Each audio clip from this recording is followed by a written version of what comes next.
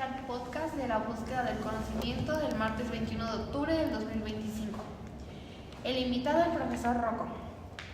La primera pregunta, profesor, que le vamos a hacer es: ¿qué es el conocimiento para usted y cómo lo definiría? Bueno, yo tengo como mi propia idea de lo que es el conocimiento y lo relaciono mucho a la idea de cultura.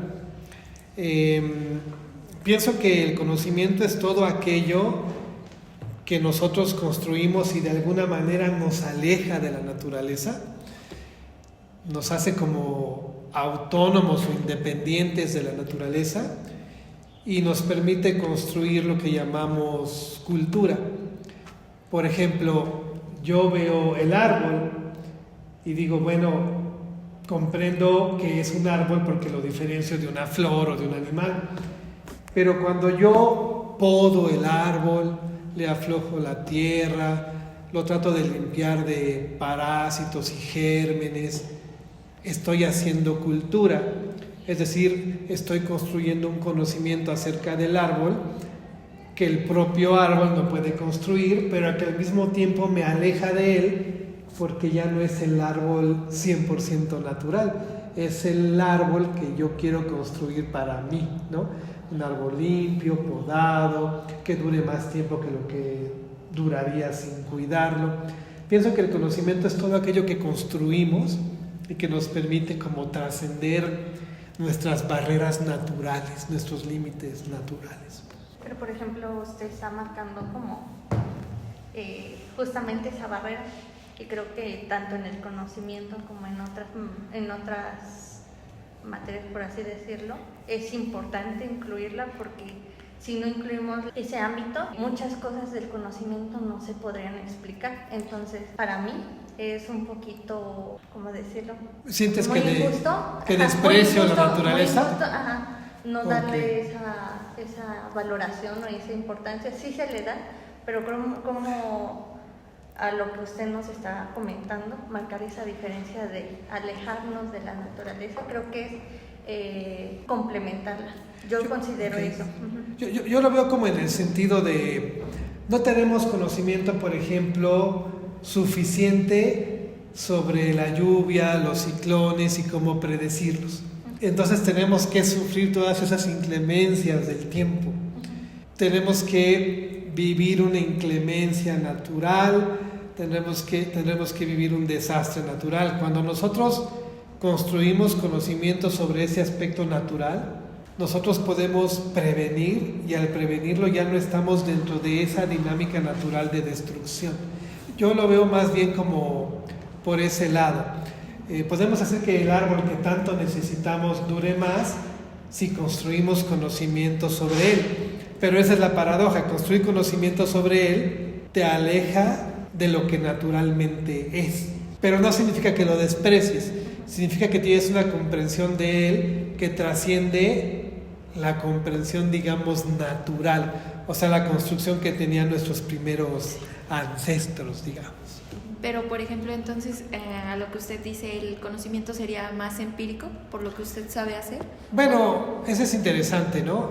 Yo creo que el ser humano está hecho como para observar, preguntarse, cuestionar, teorizar y tal vez, si es posible, comprobar, ¿no? Experimentar y comprobar. A fin de cuentas, todo el conocimiento precientífico fue pues también ensayo y error, ¿no? Pero fue un ensayo y un error pues no sistemático, digamos, ¿no? El método científico, ¿qué hace? Nos sistematiza ese ensayo y error, esa experimentación. Pienso en nuestros primeros ancestros que realmente no podían hacer fuego y veían que caía el rayo y que todo se incendiaba, y cuando se iba ese fuego no sabían cómo hacerlo. ¿En qué momento sucedió que por accidente, que por observación se dieron cuenta de que al frotar dos piedras, digamos, dos rocas, surgió una chispa y que esa chispa incendiaba la paja seca? ¿Cómo sucedió? Debieron haber sido cientos de años de ensayo, de error, de experimentación empírica, pero también de una primitiva teorización. ¿Y si lo hago así? No, pero si lo hago de esta otra manera. No. ¿Y si lo hago de esta otra? A lo mejor es una teorización primitiva que no tiene que ver con la experiencia, porque realmente no lo estás haciendo cada vez que lo piensas. Y pienso que eso justamente nos aleja de la naturaleza. O sea, vi que 2 piedras cayeron y soltaron chispas. Entonces yo tengo que reproducir exactamente la naturaleza para hacer fuego. Pero pues somos sapiens, evolucionamos en nuestra materia gris y decimos, no tengo que reproducir la naturaleza, puedo alejarme de ella, aprovecharla y ver cómo construyo yo. Y a eso le llamamos cultura. Pero no es un desprecio de la naturaleza. No, yo creo que sí suena así, pero no es un desprecio a la naturaleza. Pues ¿qué seríamos sin la naturaleza? De hecho somos naturaleza también, ¿no? Somos naturaleza. La otra pregunta es, ¿su percepción del conocimiento ha cambiado a lo largo de su vida? Sí, pero también creo que es, digamos, como un proceso cultural. O sea, cuando eres niño piensas que las cosas son así por naturaleza, lo que llamamos conocimiento común y cotidiano. O sea, no sé, si acerco la mano al fuego, pues me voy a quemar. Si me tropiezo y me caigo, pues me va a doler. Si me rasco mucho porque me picó algo, me voy a sangrar. Son conocimientos cotidianos. De pronto, el sistema social te mete a la escuela. ¿Y en la escuela qué pasa? ¿Qué te dicen en la escuela? Si te pica una abeja, no vayas a apretar el aguijón, sácalo con tu uña hacia arriba para que la ponzoña no se quede ahí. Conforme vas avanzando en la escuela y llegas a la universidad y te vuelves entomólogo, el especialista en insectos, el entomólogo va a pertenecer a una comunidad científica que va a decir: hay personas que se pueden morir de un piquete, hay personas que reciben 100 piquetes y nada más se les hincha la piel y no les pasa nada. O sea, el conocimiento, tu percepción del conocimiento va cambiando conforme te vas educando, escolarizando y vas perteneciendo a comunidades científicas. Ustedes ahorita como pedagogos en formación, iniciando su proceso de formación, pues tendrán una idea de lo que es la educación, la docencia, la enseñanza, el aprendizaje, las escuelas. Cuando estén investigando serán científicas que estarán formando parte de una comunidad científica y que estarán construyendo conocimiento que cuando eran niñas parecía un juego y era empírico, cotidiano. Que si ha cambiado mi percepción sobre el conocimiento, pues solo cambia en la medida en que yo adquiero más conocimiento. A través de las experiencias, ¿no? Y también de las teorías, no solo las experiencias, ¿vale? La siguiente pregunta sería, ¿considera que ha cambiado la forma en que adquirimos y compartimos el conocimiento en época o en la actualidad? Pues sí ha cambiado. Primero fue la tradición oral, ¿no? Mi antepasado, qué me platica y qué me cuenta. ¿Han visto una película que se llama Tierra de Osos? Sí. ¿Se acuerdan de este personaje que se llama Tanana? Bueno, es la chamana de la tribu. ¿Qué eran los chamanes? Pues eran personas que tenían mucho conocimiento y mucha experiencia. Eso era. ¿Y qué hacían? Pues les decían a otros: tú eres el próximo chamán. Todo mi conocimiento te lo cuento, te lo platico y te lo heredo para que tú les platiques y les heredes a los demás y no se pierdan.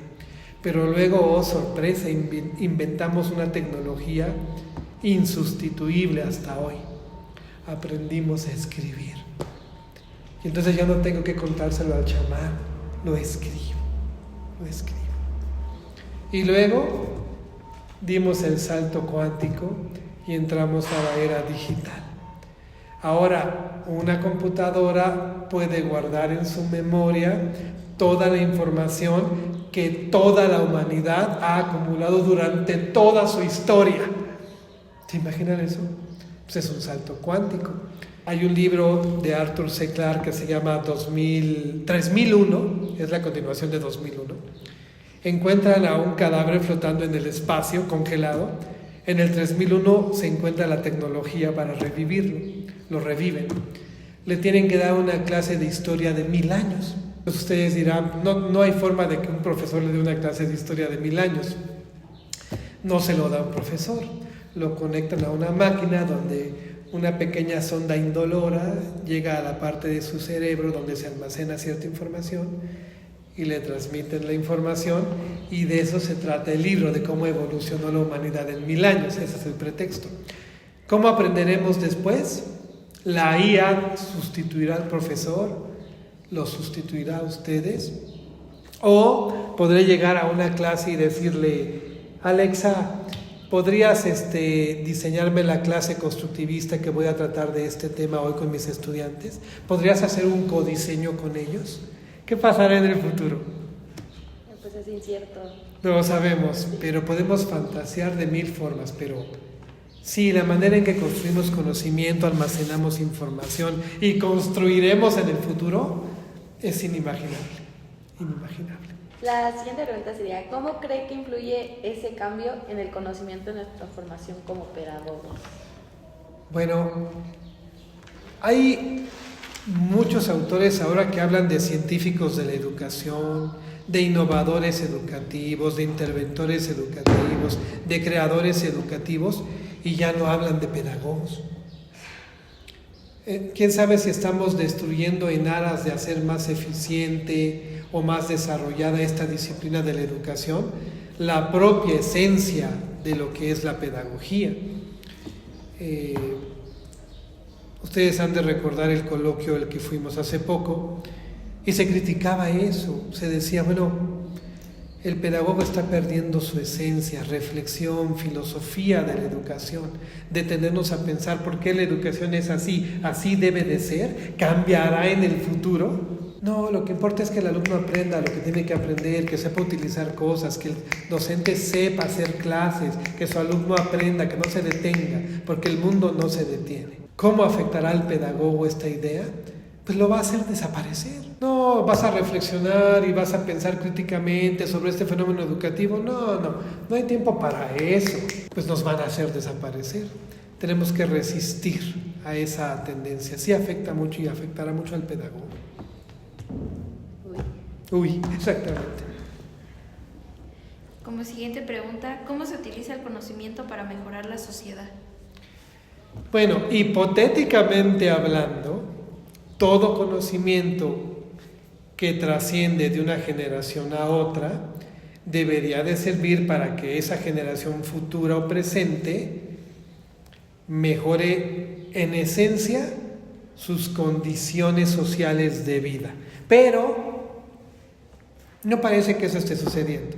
¿Por qué no parece que esté sucediendo eso? Bueno, nuestros primeros ancestros salían de la cueva y no sabían si iban a regresar. Justamente la naturaleza los iba a devorar, ¿no? No sabían si iban a regresar. Díganme, ustedes 6 chicas aquí, inteligentes, simpáticas, díganme, si ustedes salen de casa, ¿tienen 100% la certeza de que van a volver? Entonces, ¿qué nos diferencia de nuestros primeros ancestros si no tenemos esa certeza? O sea, no podemos negar que ya no somos los primeros ancestros, ¿no? No lo podemos negar.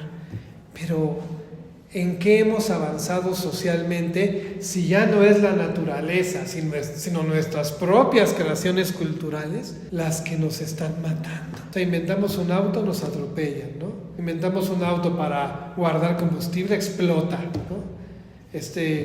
Inventamos un edificio, tiembla, se cae, ¿no? Inventamos comida, nos enferma.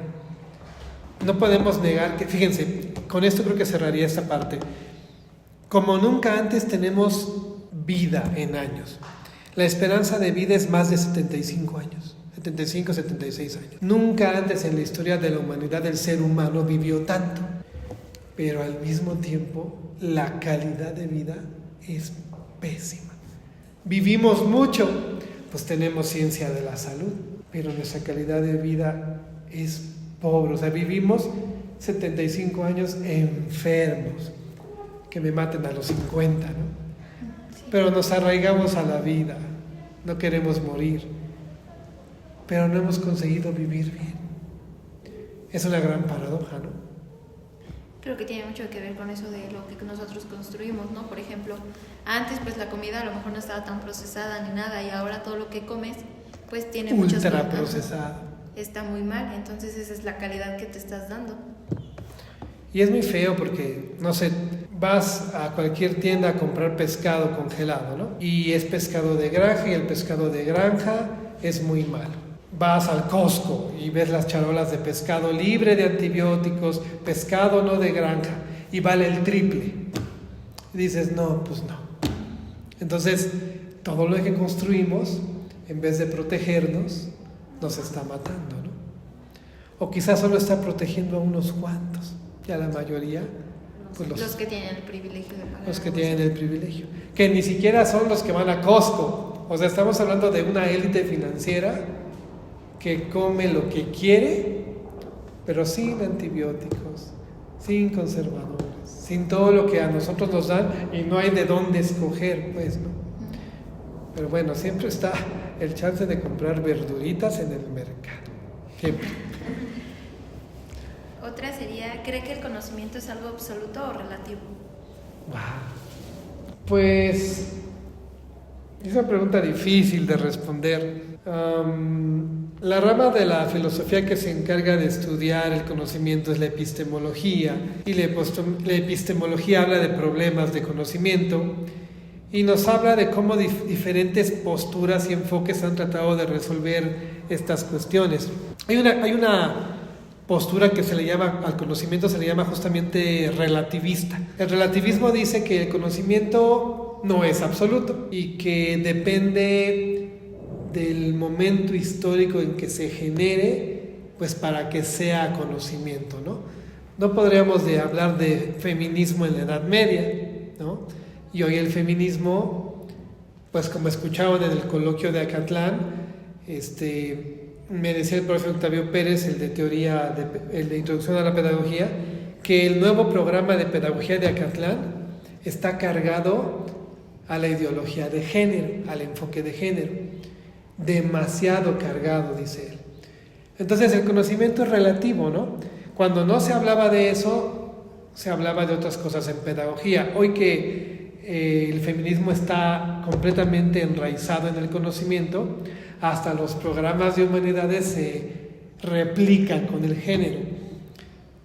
Si esa idea fuera la única, mañana el feminismo no va a tener el mismo valor y hablaremos de nuevas masculinidades, como se habla hoy, y ese será el nuevo enfoque del conocimiento. Entonces una cosa sustituye a la otra.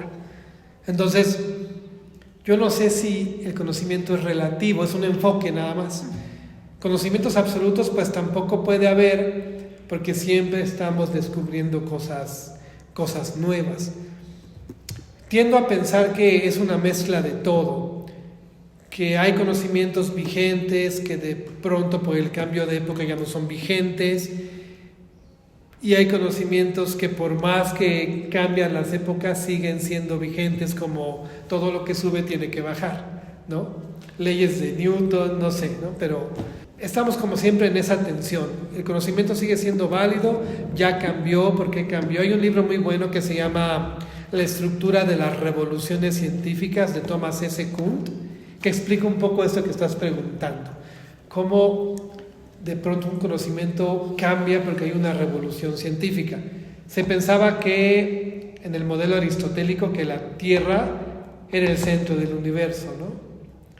Cuando llega Galileo y dice, no, pues nosotros somos los que nos movemos alrededor del Sol, es toda una revolución científica. El conocimiento creo que se mueve así. Tenemos un paradigma, una estructura que nos explica, y de pronto alguien la cuestiona y dice, a ver, déjenme ver, ¿qué creen que es de otra forma? Lo dices tú, no lo digo yo, lo dice él, ella. Ya somos más los que decimos que es de otra forma que los que dicen que no. Revolución científica. Y cambia. Más bien el conocimiento se mueve así. Ni absolutismo ni relativismo. Es más bien crítico y se va transformando, ¿no? Bueno, ¿usted considera que al momento de iniciar en la docencia su perspectiva de conocimiento lo llevó a un cambio radical? Sí, creo que sí. Y radical, efectivamente radical. Mi conocimiento sobre la docencia de mis primeros años, pues simplemente no me permitía valorar estos espacios. Para empezar, no había podcast, ¿no? Para empezar, ¿no? Pero sentarse con una mesa con los estudiantes a recibir preguntas y a dialogar con ellos, impensable. Todos en una fila y escúchenme. Pues sí, el conocimiento en ese sentido pues sí te transforma, ¿no? Te permite ampliar tus horizontes. Entonces, ¿cómo se reflejó el cambio en su práctica docente? Yo diría que soy más tolerante, más empático, más facilitador, más acompañante. Va a sonar paradójico lo que voy a decir o irónico, pero mi docencia está menos centrada en mí. Mi docencia se centra en lo que los alumnos me inviten a generar, como lo que está pasando ahorita. Yo no sería nada sin sus preguntas en este podcast. Y ustedes me permiten explayarme, me permiten divagar, no sé, reflexionar. Mi docencia ya no está centrada en mí, mi docencia es un codiseño con mis estudiantes de alguna forma. Eso me ha permitido. Ese es el cambio. Bueno, ¿considera que sería como posible en algún momento alcanzar el conocimiento total o siempre sería como tener más para conocer? Ok, bueno, obviamente depende mucho de qué quieres conocer y cuánto quieres conocer o por qué quieres conocer. Hay un autor que se llama Edgar Morin, el padre del pensamiento complejo, que él dice que todos los conocimientos están interconectados. La pedagogía está conectada con la estadística y las matemáticas, aunque no nos demos cuenta, y las matemáticas están conectadas con la filosofía y la filosofía con la economía y así, que todo está conectado. Entonces él dice, nuestra misión ahora es conectar el conocimiento. Hubo una época en que el paradigma fue desconectemos para saber mucho de una sola cosa. Ahora el paradigma es sepamos mucho de una cosa y un poco de todo lo demás y veamos cómo se conecta. Pero Edgar Morin dice, saber todo es un ideal, es una aspiración, pero realmente no existe, nadie puede saber todo. Y a nadie le interesaría saber todo probablemente. Lo que Morin nos dice es, pero sí traten de conectar todo el conocimiento que posean. Vean cómo se relaciona, cómo se integra. No creo que podamos conocer todo. Bueno, quizás la inteligencia artificial, que es una extensión de nosotros, nos permita llegar a ese ideal. Porque a fin de cuentas nuestra limitante es que nuestro cerebro no lo puede hacer, pero el cerebro artificial sí lo podría hacer. Porque la IA, a fin de cuentas, ¿qué es? Es como, ¿qué es una llave? Una llave abre puertas, ¿no? Es una pequeña herramienta que nos permite abrir castillos, ¿no? Es una extensión de nosotros porque nosotros con nuestra mano no podemos abrir. Bueno, la IA es la extensión de nuestra inteligencia, es el mayor artefacto, el mayor recurso, el mayor instrumento, la extensión de nuestra inteligencia. Lo que mi inteligencia no me alcanza a dar, voy a inventar algo para que sí me lo dé. Entonces, a lo mejor la IA sí nos permite conocer todo, es probable. Entonces podríamos decir que un conocimiento puede ser considerado verdadero o no, si no se puede verificar. Dependería el enfoque de conocimiento, la época. Para el científico, pues el enfoque verdadero es el que se puede verificar, ¿no? Incluso hay diseños científicos que les llaman no experimentales, donde se manejan variables que no son propiamente experimentos que se pueden verificar inmediatamente y se consideran válidos. Lo que pasa es que sí depende mucho del enfoque. Por ejemplo, nosotros los humanistas, pues no estamos esperando comprobar nada, queremos comprender, ¿no? No comprobar, comprender, pero con todo un rigor metodológico. Yo creo que todo conocimiento es válido, depende mucho de la lógica de donde venga, de las comunidades que lo acepten. Me decía un compañero académico aquí, yo no estoy de acuerdo con las feministas cuando dicen todo hombre es un violador en potencia. Bueno, ¿por qué sí, por qué no? Dice él, bueno, y si entonces van ahí un grupo de muchachos y se paran en una esquina y empiezan a platicar y va a pasar una chica solo porque los ve ahí, ya son violadores en potencia. Eso se puede comprobar. No podemos experimentar, ¿no? Pobre chica, ¿no? No podemos experimentar. Entonces, digo, pero es que es una construcción teórico-hipotética, ¿no? Decía yo, bueno, como lo ve una chica, yo como chico diría, pues sí, si un hombre se propone violar a una mujer, lo hace, ¿no? Simplemente lo hace.